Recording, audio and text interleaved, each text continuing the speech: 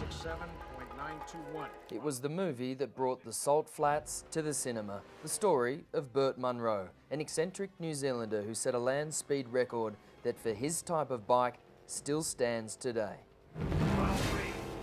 Fast forward to 2010 and it remains a captivating challenge. 2 wheels, 1 rider, flat out.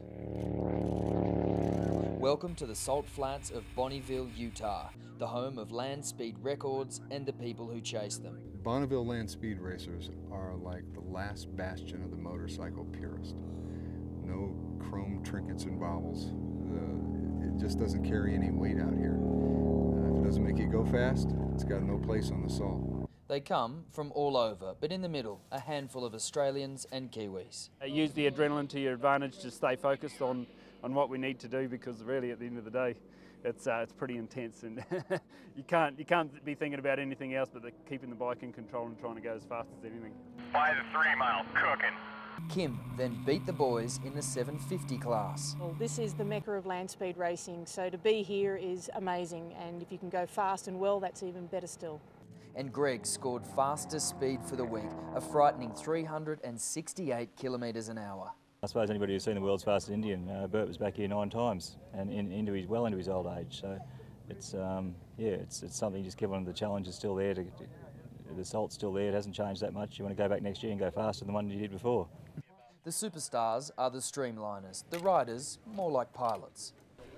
With the highest gearing possible, we could go 390 if everything stays together. 390 miles an hour, so that's what, around 600 kilometres an hour. Are you ready for that? I don't know. The women line up against the men, and in this sport there's one that reigns supreme, Leslie Porterfield, currently the fastest woman on 2 wheels. She travels with an entourage of media and crew, and today she beat all but a few of the blokes. I think it bothers them a little bit though, don't you think? They're getting beaten by a girl? Every now and then it does, yeah, and sometimes I tend to rub it in too, you know. Competitors here need only a bike and a licence, so I even got a chance on a borrowed bike. Just drive like Mario Andretti said, how you drive it? Flat out. Flat out. One of the main problems you have is getting the traction from the bike down to the salt. Too much and it just spins out, so you've got to get it just right. Australian television are written for this guy. While mine was just a fun run, the rest of the Australians had cleaned up and all will be back next year. They call it Salt Fever. For us, we've got it quite strong. You're riddled with it, yeah, mate. We're riddled. We can't hold back on it. He's gone back! Back! Back where? Back to whatever planet he came from, because he sure as hell ain't from this one.